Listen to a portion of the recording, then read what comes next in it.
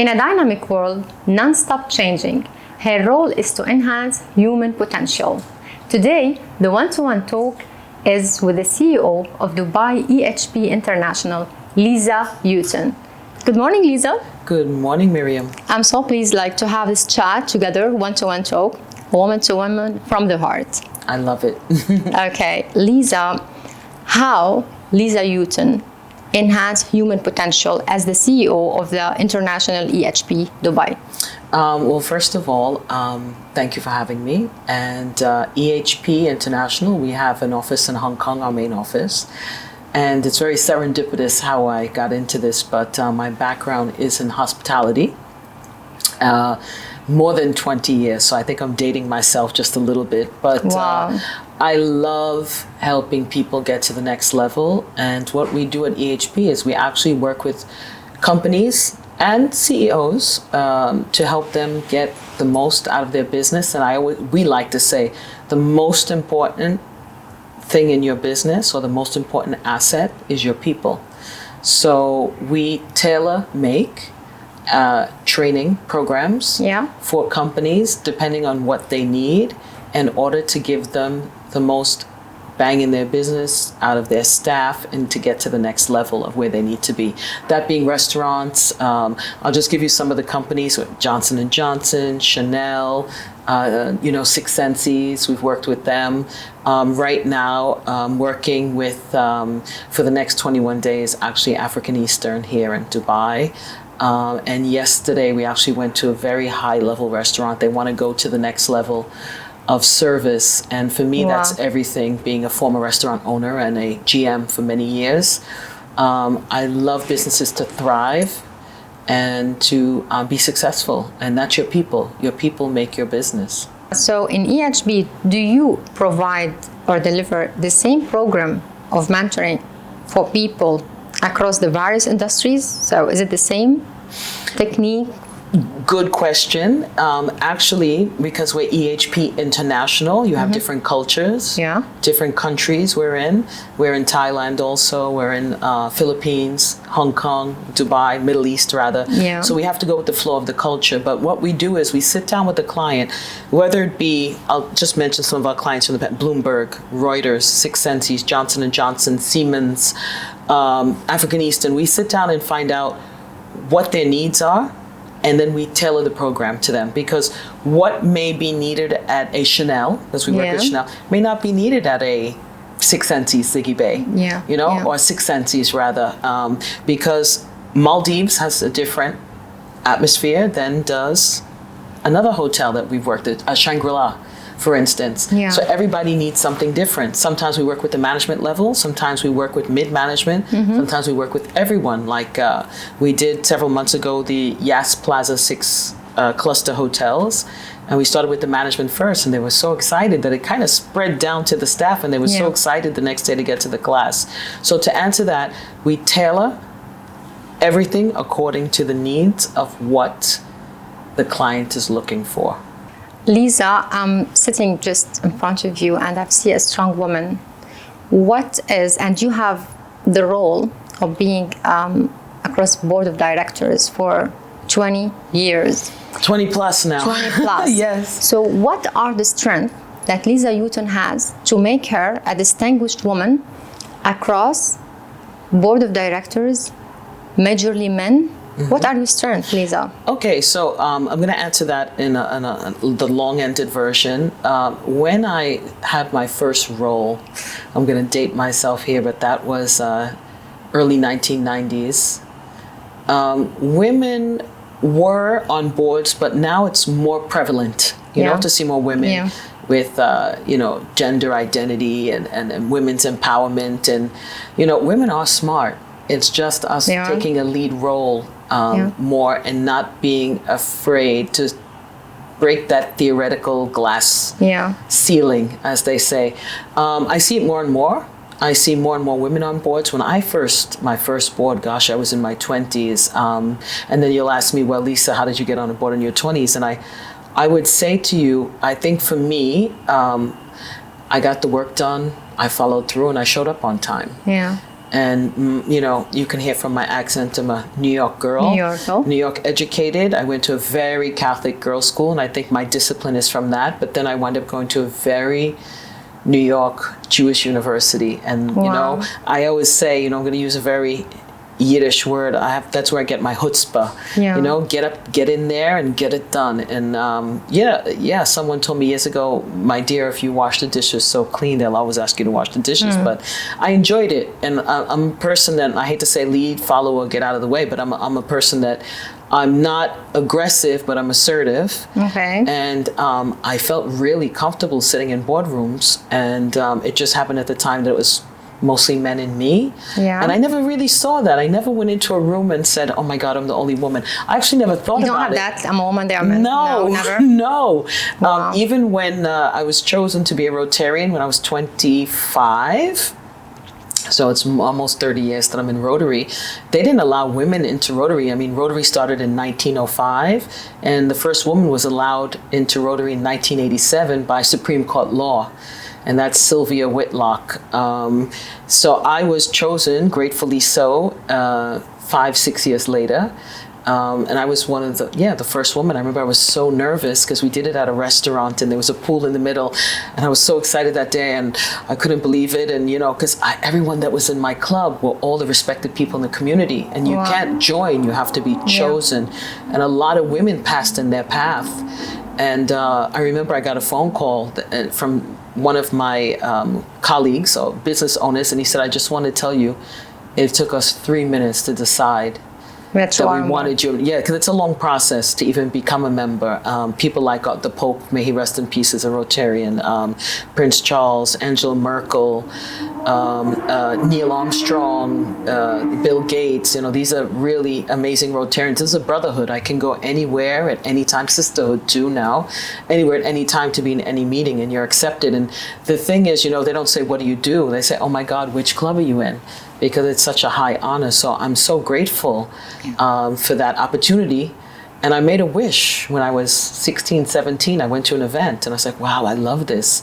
My mother always taught us to give back, both of my parents. And I went to this event. I said, I'd like to be in this one day. And I totally forgot about it.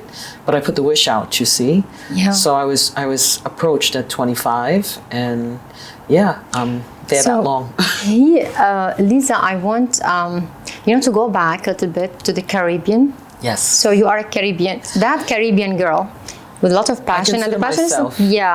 And that have the the ambition, the passion, which is still there. I can see it and feel it. Yes. And I feel this energy. What makes her leave that part of the world, the Caribbean, the North America, and move to the Middle East and particularly Dubai? So why this change? Why this move? Yes. Okay. So I'm born and raised in New York, but my mother is from St. Martin. My dad is from Aruba. They met at a Caribbean wedding in New York, and they stayed there. And I'm a twin. I'm one of a twin, a boy, very handsome. And my younger brother's on the radio, very well known also in the business. But they taught us our culture, and I knew at the age of 16 I wanted to come back and make my mark in St. Martin. And after 20 years there, I think I assess every year, what do I do next? And I came there to do everything I was supposed to do. I made my mark. I made my legacy. Yeah. In no way bragging and being very humble. I'm so grateful. I sat on 29 boards in the 20 years, and I was a hotel GM and opened a meat and wine business with my then husband, and then we opened one restaurant, then we opened another one, then we moved and opened another one. And I just assess every year, New Year's, okay, what's next on your plate? And I really came to do everything I came to do. And in Dubai, when you choose it, there was a plan? Yes. I did not particularly choose Dubai. I just came home one evening on New Year's Eve, and I sat at my pool and looked up at the moon, and I looked at the house and I said, God, you don't even enjoy this anymore because you're always in your restaurants. But that wasn't the point. I felt like my soul needed to do something else. And I love my island, I love my people, but I did everything that I was supposed to do there. And that's everything from AIDS committee to tourism to you name it. I'm running for Senate, you name it, I did it. Anyway, I looked up, and I always say these words. I looked up and I said, show me where to go, show me what to do, show me what to say and to whom, give me a miracle, tell me where I need to go now. And I was thinking the conscious part of me, maybe Greece, maybe Europe. Why? Because I'm born in New York, but my island is half French and half Dutch. So I have a king and a president. Yeah. And I have a European community passport also. So I feel comfortable anywhere, citizen of the world. And things started coming to me serendipitously that said Dubai. I didn't even know. I maybe saw it on a TV commercial, whatever it was. Anyway, I had 1, 2, 3, 4 incidences in 4 months that said Dubai. Yeah. And the 5th one was the bang on the head. And that was me being in New York with my parents and going to Cipriani's. And my dad works on 5th near Cipriani's. And the event was called Discover Dubai. And that was like God, Allah, and the universe saying to me, wake up. I'm trying to give you Dubai 4 times already and you didn't take the hint. And the gift, Dubai, they love to give gifts at events. And you've been here since? No, I didn't go yet. So it was an AD, an airline discount of 75% off. And I spoke to my restaurant manager and she said, you need to take a break. You've been open 8 years. You don't go anywhere. You only go to buy product and come back. So I came and I felt so good here. Yeah. I just came on a 2-week trip. And I looked up and I made a wish and I said, if this is for me, I went to Rotary, I got to know people, and things were going down then, but I said, what goes down has to come back up. This is my theory. And I have nothing to fear, right? I have my brain, I have my background, and I have me and my doggy at the time. And I just went home, I made a wish and I said, if this is for me, everything that I did in my island and every board that I'm on, please let my vice president take over for me. And please, God, the most important thing for me is I have staff in my restaurant. So, Liesa, I know that you have a degree in psychology, hospitality, accounting. I missed something, right? There are 4. Hotel and restaurant. Yes. Management. Management, yes. accounting, Psychology is my first, from Brooklyn College. And then I went on to Delphi University. So, hospitality or mentoring? What you are specialized in? Both. I love it. I love both. I really believe people are not put here to do one thing. Yeah. I have never done one thing. Even when I was running the hotel, God bless Nicholas George Cosmas, he's passed on. He said, baby, I was 25. I said, this is enough. He said, it'll never be enough for you. He said, I see you already. He goes, let's make a deal. I said, what's the deal? I was so bright-eyed and bushy-tailed to be the GM. He said, you keep my hotel looking good. You keep my guests happy. And he said, damn it, baby, you make me money. You can do whatever you want. This is your island. And he supported me every step of the way. Even when I became president of Rotary, when I ran for Senate, federal elections, he was there by my side. They lived in Florida. So I saw them maybe twice a year. Yeah. But they flew in and with their tuxedo for my presidency. They were really, really amazing people. So do you believe a person can be specialized in one more aspect or on one more major? Because sometimes we are asked this kind of questions. So where's your passion to? I think our human potential as people. I believe you can do more than one thing. How many people do we know that have more than one company or run more than one company? Or I agree with you about I'm into personal growth. Every single day that I get up, I do my meditation and I take 30, 40 minutes to either learn something new or enrich what I know. Has it do anything with that women are multitaskers or not? I think innately in our DNA, we are multitaskers, no matter how we look at it. I think that some women just push to the next level. Yeah. I will tell you this, and by all means, I am not a mother. I never made time for this because I believe you need to balance this, and I wouldn't be a good balancer. I do think if I had a child, it would be the most amazing because I would really teach them what I know about life, things we don't learn in school books, meaning you're the best, you're the greatest, you're number one, you are what you think you are. Yeah. And I think we need to reinforce that in our children because so many children or people that I work with have limiting beliefs because of culture, because of family, because of society. So what is your message to parents or to parents who adopt or to biological parents or to people who raise? I have an adopted sister. I actually have a sister. So what is your message to them in this? Please enrich your children and make them feel that they are so special in this life. If I can just give you a 2-minute story of Thomas Edison, I think maybe many people know it. When Thomas Edison, he invented the light bulb, but he invented many, many things. And when he was a little boy, he came home from school with a note from the teacher. And he gave it to his mom because he couldn't read yet. And she read it. And she looked at him and he said, Mom, what does it say? And she said, it says that you are so smart. You're amazing. And we have to keep you home because they don't have the availability to teach you. Yeah. She put that and instilled that in him. Many, many years later, after many inventions, he found that letter, that note after his mom died in a drawer. And he opened it to read it. And it said, your son, Mrs. Edison, is so stupid, retarded. We don't know how to get his attention. He has attention deficit. Please keep him home because we can't deal with him. Now, if she would have told that to him, do you think he would have gone on to invent everything? Never. That's why I say to parents, please tell your children they're the most amazing, they're the best. Let them feel free to be what they want to be. I have many people, friends, some people that I work with, that their parents told them, you have to be a lawyer, you have to be a doctor, and they're not living their purpose. Yeah. So what happens is that makes dis-ease in your body, disease, because you're not living your true purpose. And I want people to feel free. I know my true purpose. So what are, like, success, like, you mentor people, so any particular case that you remember that like you have really that impact which you will never forget with that particular person? Or, I mean, I have many actually, but one that you will remember forever. I've done that. I've nurtured something with this person and it shifted his life to the best. Wow. Let me pick one in particular that I can think of. I have even couples that I've worked with, but I have one person that was quite shy and new, and they had dreams. And I always tell them, when you have a dream, go forth, don't fear, because we're not here to fear. If you jump, you just might be able to fly.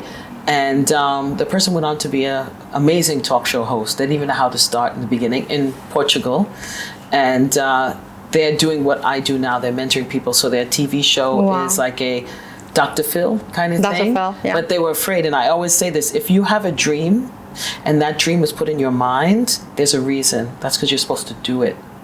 If you can think of it here, you can hold it here. Just keep pushing forward.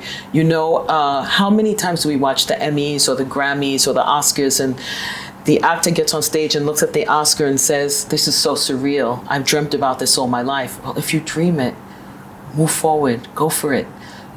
Take action is what I always tell my clients, because if you don't take action, you don't know. One thing leads to the next. You can make your wishes. It's not your business how the universe will give it to you, but remain open to receive the messages, like I did with Dubai, like I did in so many things here. It's like life is so miraculous. I'm so excited about it, and I just wish I can teach it to everyone. And that's one of the reasons I want to mentor, why I do mentor now, is because, wow, if you just let go and let it flow. People call me and they're like, thank you so much. Because they don't know. My plants are not stressing for water. And my baby girl, you met Lola, she was not stressing for food. But we stress too much because we think too much. And I tell a lot of my clients, get out of your head and just let it flow. And if you just let it flow, how I even found my home. So here, we are talking about mentoring leaders, professionals, adults. What is your role in mentoring youth? Because, you mentioned how it's important to raise up a child, to instill a positive idea so he will take it or she will take it forever, to prove it later. Yes. What is your role for the youth? Is there any kind of special program or institution you are establishing for this particular reason? Yeah, actually, not that even that I'm establishing. I do guest speaking at some schools. So in Rotary, we have Rotaract, and Rotary. So Interact are from the ages of 13 to 17. Wow. And they do invite me to speak because I want children to know whatever you decide, in your life, what you want to, that feeling, that urge is put into you from young on what you want. And I want to help nourish that. So I do speak. I have done more commencement speeches at school graduations between my island and here, like more than I can imagine. But that's because I want to put that spark in the children's minds. And I've had many parents come up to me after and say, please, can I have the speech? And I was like, I want to read this to my child again. And it's nothing to read. It's just my bullet points. But I just want to tell everyone, we're all put here to serve a purpose. We were talking about our nails earlier. Our nail lady loves what she does. That's her purpose. Yes, it's not because she's a nail lady we should look down to her, but she loves. I can't do what she's doing. Of course, but that spark has been put in her because everybody fits a piece of the puzzle. Her passion, how she looks at it, how she designs. Then we have Rotaract, which is the age of 17 on. Yeah. And these are young adult professionals, and we have programs, and I tend to try to speak every year. They call me because I want to instill that in them too. Like, a lot of them get out of college and go look for a career, but is that really what you want to do? Yeah, like I have idea now. Do you think it's important or it's crucial, like, for you to introduce to governments in the region for a program to be taught, you know, for children at early age, like, you know, growth mindset, mentoring at very early age? What do you think of this? I would love to see that. I think the school curriculum right now is so tight with subjects that they don't even have enough hours to fit it in. But if I had my dream of dreams, it would be to put it in every school everywhere in the world. You know, because what you think about, you become.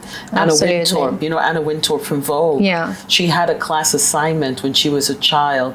Write down what you want to be when you grow up. All little girls love clothes and their mom's shoes. And so she used to look at the magazines, and she wrote, I want to be a famous editor of a magazine. And she got it. She brought it home and gave it to her dad. Her dad crossed it out and wrote, my daughter will be the editor of Vogue. And she's still there today. Yeah. So when you proclaim and write down, if I had any advice to give anyone, because I know you're going to ask me that, is I would take a piece of paper today and write down, and I tell this at every event I speak at publicly here, 10 things you want for yourself, 5 small, 5 big. Why the small ones? Because it brings the bigger ones to you faster. And I would write it something like this. I ask for all the following things, the same or better, if it's fair to all concerned. Yeah. Because it needs to be fair and you need to feel good. And the most important thing, Miriam, I tell all of my clients, is the universe works on feeling. So feeling, if you feel good, everything comes at you. Comes good. And the key to the door is gratitude.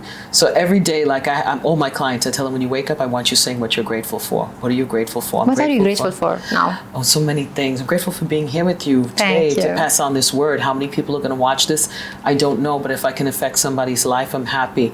I'm grateful that I have running water. How many people don't have fresh water to drink every day? I'm grateful for my bed. I'm grateful for being in Dubai. What an amazing place we live in when we don't have to worry about safety and security. Absolutely. And it barely rains, and it's beautiful every day, and everybody's relaxed, and you don't hear sirens all the time. I'm so grateful that my soul led me here. I'm grateful for the people's lives that I impact with EHP International. And I do that with such vigor. My partner Raju also, like I said, he's here 21 days with me to train or upgrade the level of African Eastern staff. They were so right in our wavelength to see who we are and what we are. And after many meetings, they say, yes, we want you. We want you. Just the excitement that they come in with and the excitement that they go out with to try the techniques that we spoke about in the class, and just impact people. Yesterday, I went into a store. I went to buy something, and I gave the girl the money in her hand. I teach etiquette also in social graces. And she threw the change on the counter, and I said, No. She said, huh? I said, please put it back in my hand. I gave it to you in your hand. Oh, I'm sorry. But I didn't say it in a mean way. So maybe she'll take that on the next time and say, oh, that lady said. So she gave it to me in the hand. I'll put it back in my hand. So so I know that you have a role being a protocol director. So what exactly you are responsible about within this role? Okay, so this started years ago. I was 10 when my mother sent me to my first etiquette and social graces class, and I loved it so much. And my mother sent my brothers and I started teaching it much later free in a Catholic school in my neighborhood in the Caribbean. And kids would come home and start setting the table and opening the door and the chair for their mom. So a bank manager called me and said, I'm so sorry, I think my son is in your class. I said, well, what class? I don't teach. He said, no, you're teaching a class in the 6th grade voluntarily every Friday. I said, oh, the etiquette and social graces. Yes. Can you bring that to my bank? And I said, sure. So what happened is many people have businesses here, many of us, that their staff has to take clients to dinner. And they don't know which fork to start with, which knife to start with, where do I put the napkin when I get off the table. So you do this at the moment in Dubai? Yes, I do it in Dubai. And what industries you work with? Sorry, industries? What industries Real estate is one. Personal, I actually CEO of a company asked me to come home to his family Great. and his children to do it. Working with a bank, because a lot of their bank managers go to dinners with their bigger clients, and they want to know, if I'm sitting at a round table, which bread plate is mine? You know, Yes, these kinds of yes, things. yes. Which wine glass? What do I start with? Wines. I even teach about white wines, red wines. What's the right thing to have? What should you order? If you're having seafood, if you're having meat, whatever it is. So just a funny story, how life is and how life comes full circle. I went to a 3-day wedding from my home. They decided to have a destination wedding from St. Martin here in Abu Dhabi. And my brother called me and said, you know, the DJ, they're bringing him from home.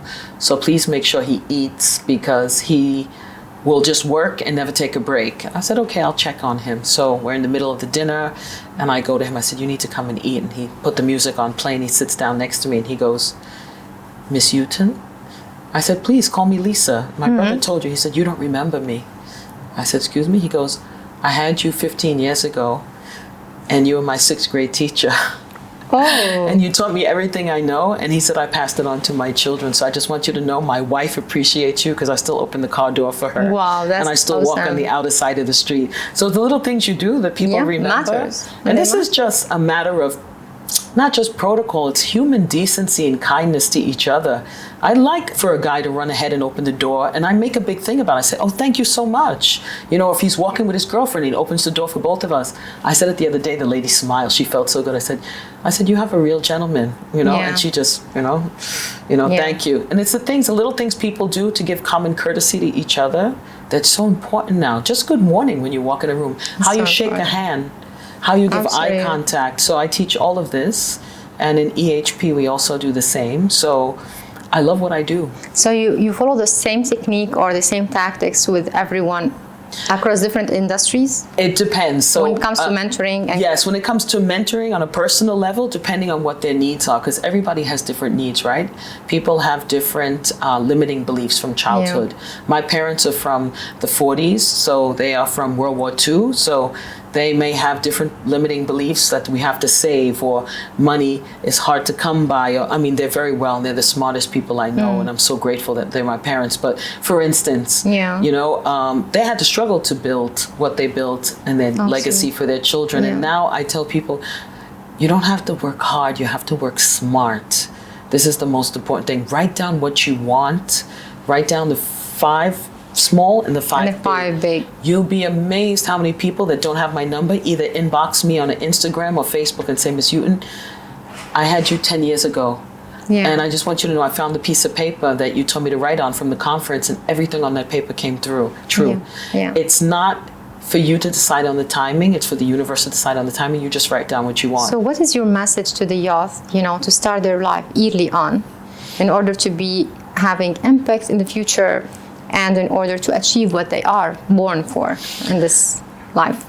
First of all, I like to read about other people's life stories and how they got where they are. That's so important to me, because I think everybody's a learning experience. Reading is important. Personal growth is important. It's not just what you learn in school, but just, you know, pick up a book. There are so many amazing people like Napoleon Hill, Robin Sharma, and Norman Vincent Peale that wrote amazing books about life. Okay, for our generation, it would be The Secret. This was put into from what? Think and Grow Rich from Napoleon Hill. It's the same version, but different way for this century. So these kinds of books empower you. They make you feel good. I really think they should make a book like that, mandatory in school. There are many books that they make you read, like, okay, Romeo and Juliet, Shakespeare. Okay, that's fine, but what about today? I would love for them to make these kinds of books part of the curriculum and let them know anything that you can be, as long as you're a good, decent human being and you do the right thing. I always tell people, don't talk about somebody else. You don't have time. If they're talking about you and they have 1 minute in a 24-hour day to talk about you, lucky you. Whether it's good or bad, and it's not your business what somebody else thinks of you. I always say this. Absolutely true. Yeah. Lisa, I want to ask you, how do you describe a strong woman versus a woman with the strength? So what is the description of this and that? I think things in life teach you to be strong. But I think when you get to that level of knowing that everything was going to be okay already, I think that's more like a woman of strength. Because you have your faith, and you know, no matter what, you know, like you know, it's going to be okay. Liesa, as a mentor, you are a motivational speaker. You speak universe, you speak energy, you speak affirmation. You shape minds in a way. What is the daily routine of this lady in front of me? How you manage your day in order to inspire?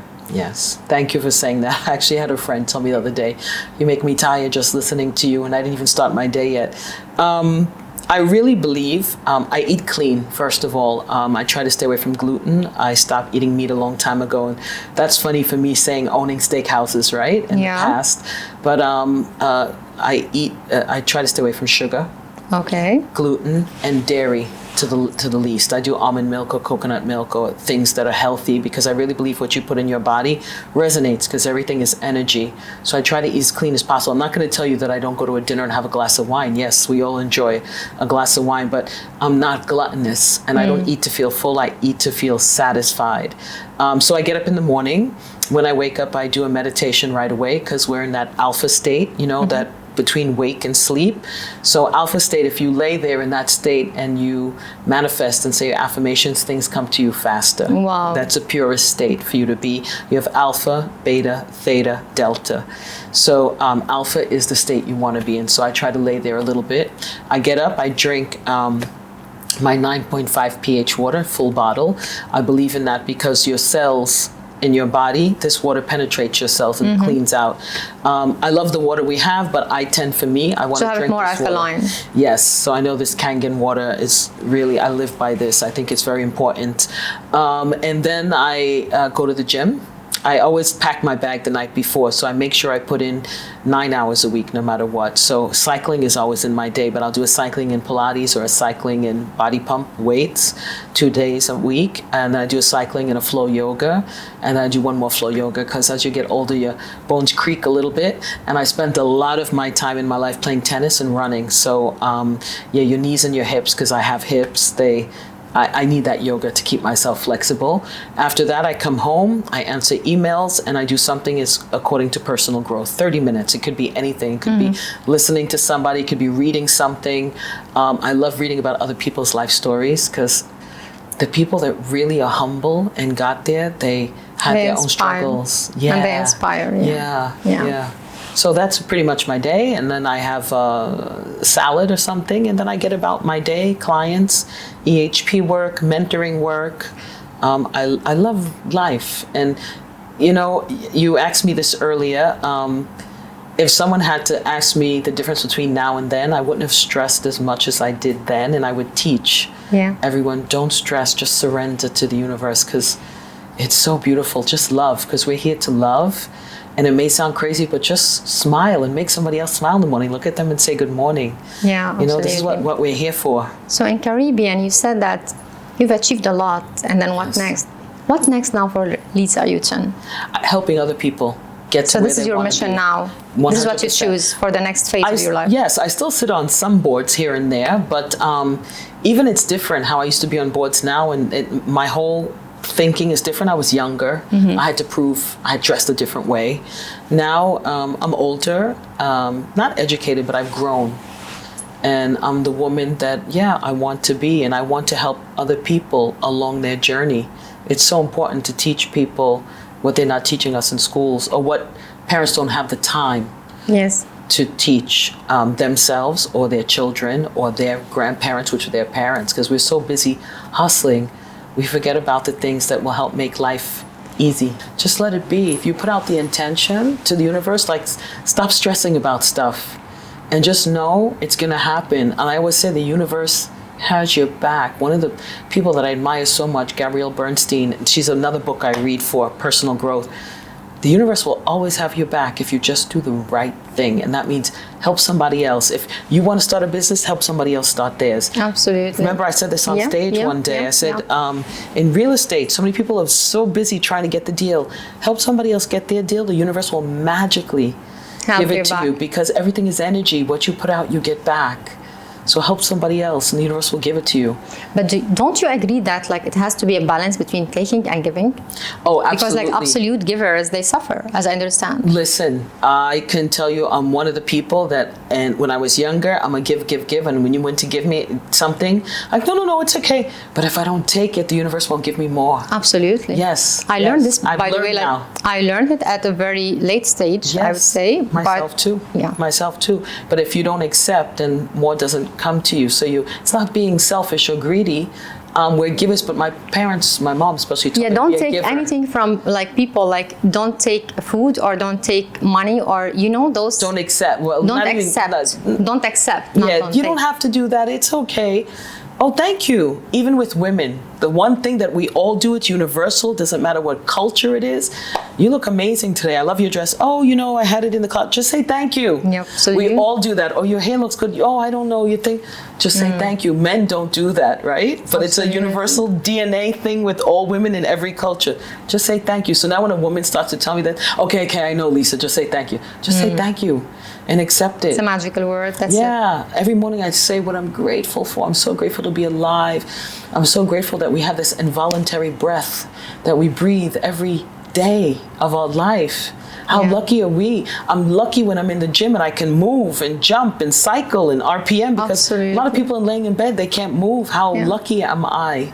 How lucky are we? And now we will end with a one-to-one talk, one-word question. Okay, Lisa? Yes. Hospitality or mentoring?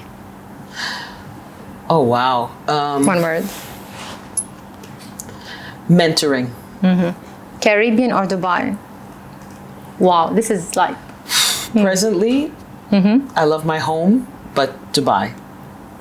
Well, it's a Rotary or psychotherapist. I shocked her with this. Well, if I'm mentoring, Rotary. Rotary. Yeah, if I'm mentoring, Rotary. Now, if you go back in time, would you choose the same career path, yes or no? Yes, I wouldn't change a thing because I think this builds backbone. I have no regrets. Let me ask her this. Lisa, are you a strong woman or a woman of strength? When I was younger, Yeah. I would say a strong woman, but now that I'm over the noon of life, I can gladly say I'm a woman of strength. Lisa, I've enjoyed the talk a lot. I know there are a lot, of information, passion, energy, positivity in what you say. And I thank you very much for having me today at your place. I love it. I love to be here because it's really a reflection of your personality and what you think and how you deliver to the people in this universe. I'm so grateful for this moment. I always tell you this, I love your energy. Thank you. I love to learn from you. Thank you. And I hope that we will be again with Lisa in a one-to-one talk from the heart. Thank you, dear. Thank you. And I have an idea for you for the future. We'll do it. Well, let's wait and see. Thank you so much. Thanks a lot. Thank you.